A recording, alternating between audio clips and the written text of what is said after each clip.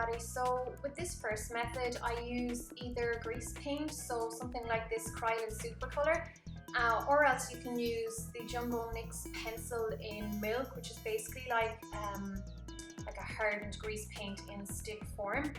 And to go along with this you need then a matte eyeshadow. Use whichever one you fancy as long as it's quite bright and matte, and this is an English one here. Something like the 120 colour palette, as long as it's matte. It doesn't really matter what brand it's from, but you'll have a really good selection of colours to choose from if you have one of these palettes, so that's something handy to have.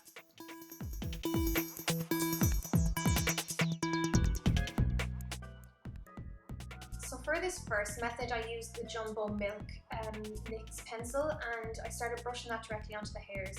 You can also use the grease paint like I said, but maybe use like a stiff angled brush to brush this into the hairs. If you make a mistake, don't worry, you can just use Q-tips to brush it away.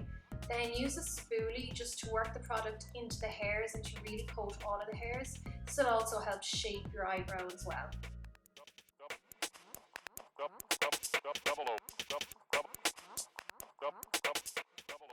So choose whichever matte eyeshadow you're going to use, and then using a stiff angled brush, just start brushing it into the product on your eyebrows.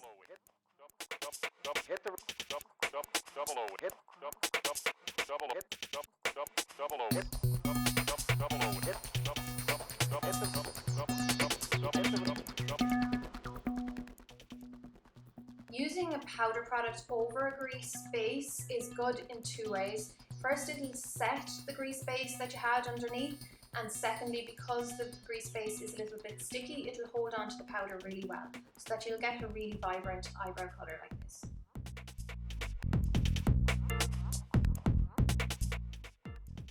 So my second method involves lip pencils to start off with. I find this one is really good because lip pencils tend to be really soft and waxy, so they have good colour payoff as long as you use one that's really bright. I like the matte ones for this.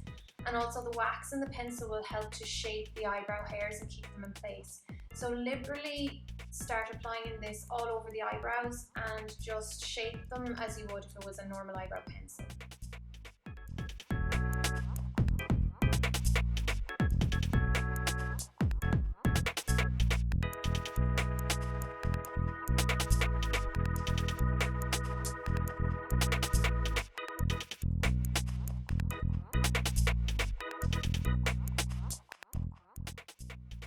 Again, it's a really good idea to have Q-tips on hand, just in case you do make any mistakes, so you can just wipe them away easily.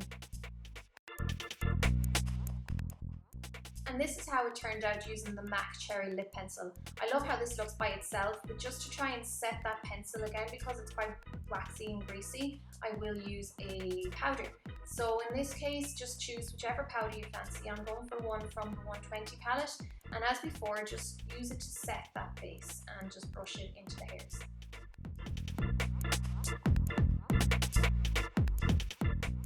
And this is how that one looks. So here you can see how it compares to the first method, which is on my left eyebrow, as opposed to the lip pencil method on my right eyebrow.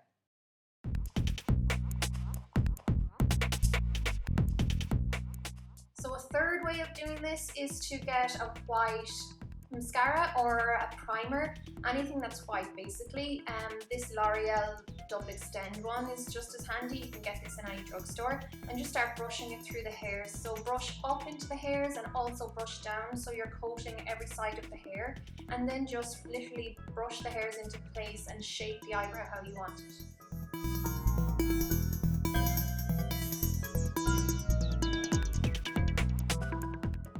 Here I'm using a bright purple matte eyeshadow. The trick is not to let the mascara dry before you start applying this over it, so that it's still a little bit tacky and it'll really grab onto the powder. So just again, draw this over the eyebrow and almost shape as you go along. This one works really well because you don't necessarily have to get too much on any of the skin around the hairs.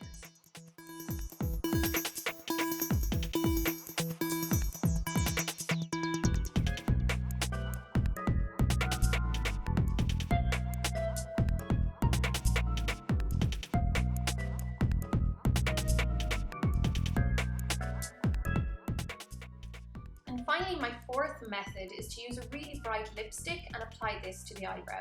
So I forgot to record this bit, but literally just get an angled brush, I use a paintbrush here, and then brush it over the hairs and a little bit around the hairs so you're shaping it.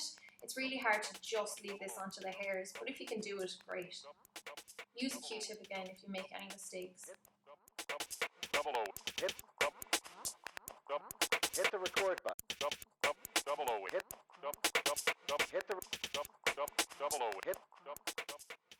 With lipstick being so sticky, you really need to set it with powder. So I used an eyeshadow by Makeup Forever here. It's the number 26, and just brushed this all over where the lipstick was.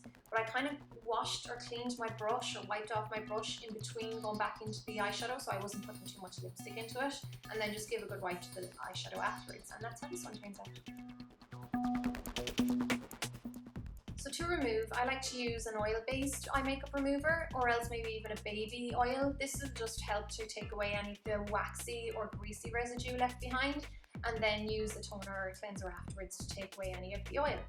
So hopefully this was helpful. There are a few ways that I know of getting naturally dark or even thick eyebrows really bright and colourful without having to pre-lighten your eyebrows beforehand. Thanks a million for watching, guys. Chat to you soon. Slán.